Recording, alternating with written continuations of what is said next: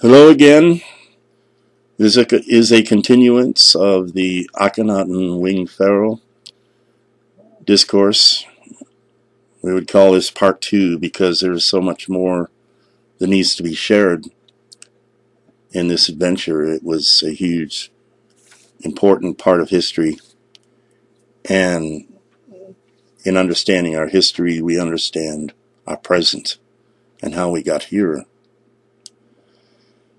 Let me just say more about the meaning of the winged pharaoh. What is a winged pharaoh? A winged pharaoh in Egyptian history was when the king was also the high priest, the head of the religion, as well as being king, and could oversee the land in a spiritual way and be a guiding light to the people if his heart was true. So that is what Akhenaton was. He was the high priest of the new teaching of the monotheism and the one God. However, it is misunderstood. So much is misunderstood about this. He was driven from Egypt by the Dark Brotherhood, who considered him a mortal threat to their rule and then the rule over the earth. He was like a virus in their software of power and control over the people. He was threatening to destroy their very kingdom of darkness. And they couldn't control him, so they had to exile him. And the light was not strong enough to prevent this. Darkness always plays on fear and dissension between people, and this was successfully done. So he was exiled with many of his priests and priestesses and his court. Some others were killed, and the enemy of spiritual liberation did their utmost to erase his very existence and all of his teachings from the face of the earth, and all memory of his name. It was only very recently that Akhenaton was even discovered, and in the archaeological diggings of Egypt, they found Amarna, his spiritual city, his religious city that he built to honor the sun. And he was forced, though, to wander in the wilderness. They set about on a holy quest, he and his priestesses and priests, followers. They did wander for 40 years, but they had a purpose while they were wandering. You never hear much about that, because it's very, very secret what they did. They realized they could not regain the throne and bring this golden age potential to humanity at that time. So the best they could do was to preserve the true teachings that Akhenaton was endeavoring to share with humanity. And so they did this by establishing monasteries in various parts of the world, in the Middle East, the Holy Land. They would station the initiated to open these monasteries and run them and become self-sustaining. They were outposts of the light and the true teachings. And they would be preserved in secret and hiding because they were so in disfavor of the Dark Brotherhood. And the Essenes would become the secret society of the deepest truth of our true spiritual recovery, and preserve it down through time until another time could come when the teachings could enter the theater of the earth. And so they set up monasteries, and eventually, even in Egypt over the 1600-year period, as Akhenaton faded from memory and the Essenes were seen as a harmless society, they had a public face that did not present a threat to the Brotherhoods of Dark, and they had their secret inner circles of knowledge that they kept in preservation for a better day and another time. And so the Essenes went down through time and would initiate their members in the teachings, but were careful not to bring the wrath of the dark upon themselves. But they knew that at some point a true teacher of great power would have to come. And one did come, and his name was Yeshua ben Joseph, also known as Jesus. And I asked this being where he had come from, and he mentioned the Pleiades. He was a very ancient soul and was ready to achieve ascension. So he was able to go through the initiations of the mystery schools in the monasteries in Palestine and in Egypt and in the Far East, and attain his spiritual recovery and his unity with Source, I Am, within.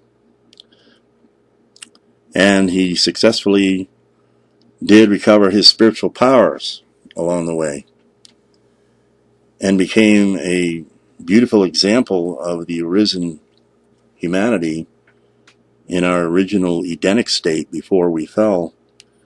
We had this unity and harmony with Source, and he regained it. So in truth, he was a true Edenian, a son of paradise. And it came time for him to take the teachings to the world. And the Gnostic Christians pretty much kept the teachings in integrity and understood what they were for. They did not deify Jesus. They understood he was a masterful man. And they knew his wife, Magdalene, Mary Magdalene, as his wife, and did not put him on a pedestal of worship. He taught them not to do that. He specifically said, "Do not worship me, worship the one who sent me, lest you fall into idolatry and idol worship and miss the point of the whole thing, which is for you to regain your communion with Source, with I Am, and reestablish your own spiritual estate, reawaken your own spiritual powers, and regain your inheritance and freedom from the dark reign." So this he did, and he demonstrated all these powers to an amazed humanity and taught that this kingdom of empowerment was within. It was within your 0-point center, where the kingdom consciousness was, the Edenic mind, and the original estate of humanity. And this light would reveal all darkness and conquer it. This was his mission and purpose. And this was designed to spread around the world and begin the foundation for a new golden age. Now we are on the threshold of that very harvest.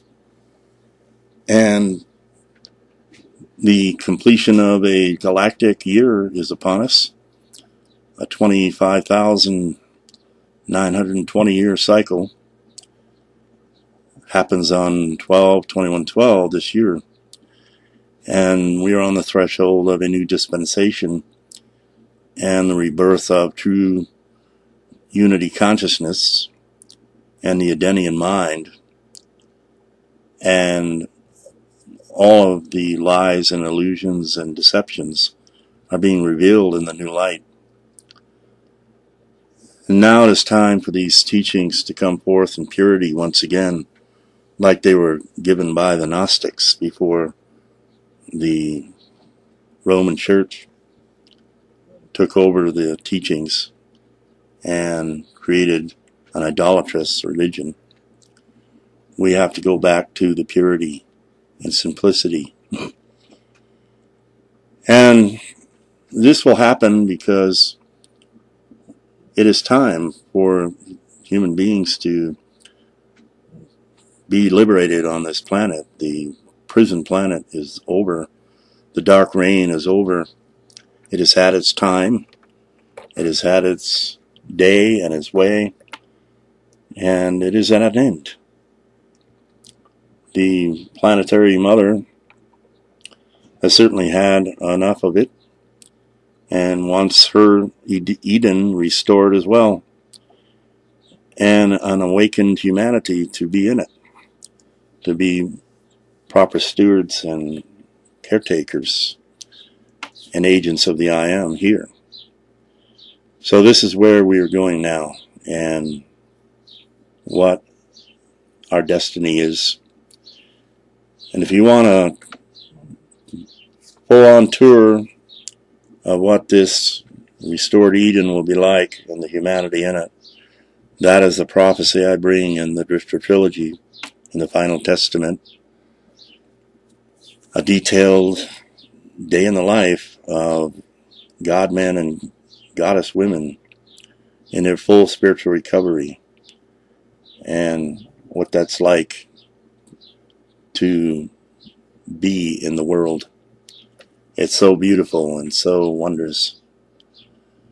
So now we are entering this new dispensation, and I am completing the mission of Akhenaton. And he never got to put the cross of the Stargate to God in the wings, or if he did, they erased it. So here it is again, in all its glory and meaning, and I am attempting to clarify all these histories and put them in perspective. For there is always the confrontation of the brotherhoods in all of history, and you do not want to throw the baby out with the bathwater. You want to understand the dynamics of what is going on. And this is all a lesson in our discernment as well. This causes us to discern with the single eye and the true heart what truth is, and what is light and what is dark. And there is an easy way to tell who's who. And the great master, Yeshua, taught how to do it. How shall we know if one is of God, one is of truth, and one is of love? You shall know them by their works, not their words. Witness the works. This tells the tale. So until my next discourse on Sunday, I bid you Amun Ra, Namaste, Carpe Diem, seize the day. Vayagundius, go with God. May you live long and prosper in the light and the love of the I Am Source, and find your way home once again. Aho.